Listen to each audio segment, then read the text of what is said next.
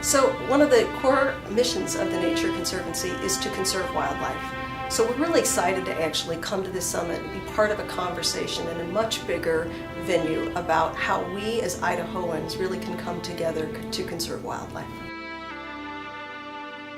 If you're a hunter or a fisherman or a wildlife viewer, you need to care about the wildlife conservation and the habitat.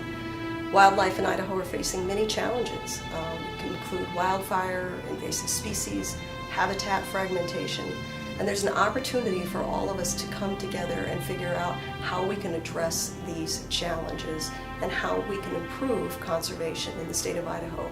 We have a long history of working together, and there's an opportunity to do even more.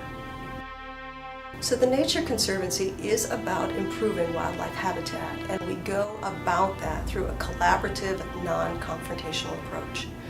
We work with private landowners and other stakeholders to figure out how to improve wildlife conservation, be it through conservation easements. We promote public access, we promote improved habitat. Those are things that we work on that actually mirror very well with the things that sportsmen care about as well.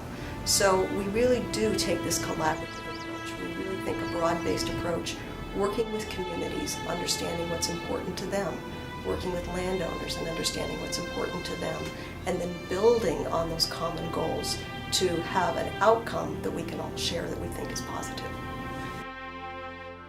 I think the summit is the beginning of a conversation, and I think my hope is that it's a conversation that really engages people to understand what an important issue this is, and it becomes the launching point for the next conversations, to recognize that it's going to take all of us to come together.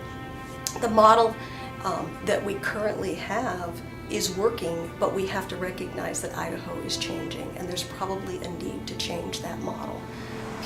Idaho's becoming more urbanized, and as it's becoming more urbanized, people are becoming further removed from the wildlife and those special places. And so I think that's but one of the conversations we need to ask, which is how do we engage the youth? How do we have them recognize how important and special this is, and how they're going to need to help us by preserving that into the future. So I think for me, it's a hope of a beginning of a dialogue and a conversation that will be very profitable as we continue to address these challenges and figure out collectively how we can solve them.